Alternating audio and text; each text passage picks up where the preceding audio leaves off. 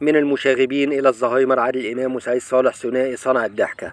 شكل الفنانان عادل إمام وسعيد صالح أحد أبرز الثنائيات في تاريخ السينما والمسرح والتلفزيون المصري، حيث جمعتهما كيمياء فنية نادرة وحضور كوميدي لا يضاهى.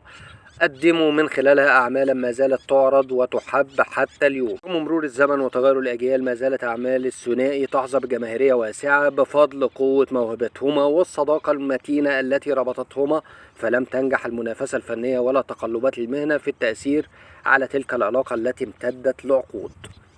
بدأت رحلة إمام وصالح من المدرسة السعدية الثانوية بعد أن تفرقهما الأيام ليجتمعا مجددا على مسرح الجامعة، وكانت الشرارة الأولى لنجاحهما في مسرحية مدرسة المشاغبين اللي عرضت لأول مرة سنة 71 وحققت نجاح ساحق ما زال صدى مستمرا. وتوالت الأعمال المشتركة بين النجمين، وكان من أبرزها سلام يا صاحبي، أنا اللي قتلت الحنش، على باب الوزير، الهلفوت، المشبوه.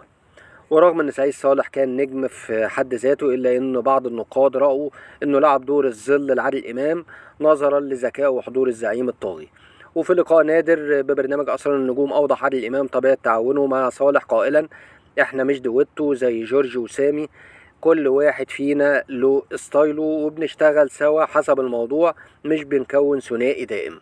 وغاب الثنائي عن التعاون لسنوات، وهو ما علق عليه سعيد صالح مازحا: من ساعة ما بطلت اشتغل مع عادل افلامه ما بقتش زي الاول، لا انا بهزر، عادل ذكي وشاطر، لو طلبني بكرة هروح اشتغل معاه. وعادل اسنان للتعاون في فيلم الجردل والكنكة رغم الانتقادات لدور سعيد صالح الصغير، ليرد قائلا: عادل صاحبي ولو طلبني في اي حاجة هعملها فورا.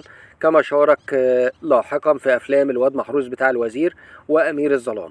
كان فيلم زهايمر آخر محطة جمعتهما في مشهد واحد مؤثر ما زال يحظى بتفاعل كثير أو كبير حتى اليوم. وقال المخرج عمرو عرفة: كنت براجع مع أستاذ سعيد كل يوم المشهد وكأني بحكيه لأول مرة، وقت التصوير فاجئني بكلام خارج النص بس أجمل وأقوى.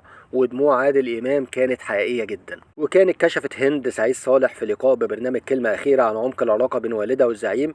قالت: كانوا جيران باختيارهم مش بالصدفة، ومن صغري كنت أرفض وفاة بابا في أفلامه مع عادل لأنها كانت بتحزني. ومن أحلى المكالمات اللي جات لي فجأة من غير مناسبة مكالمة من ريحة الحبايب، حسيت إن بابا هو اللي بيكلمني. وشارك الثنائي في 15 عمل فني كان له مبالغ الأثر في تاريخ الكوميديا المصرية، من أبرزها مدرسة المشاغبين وشاهد ما شافش حاجة وسلام يا صاحبي والهلفوت وغيرها الكثير.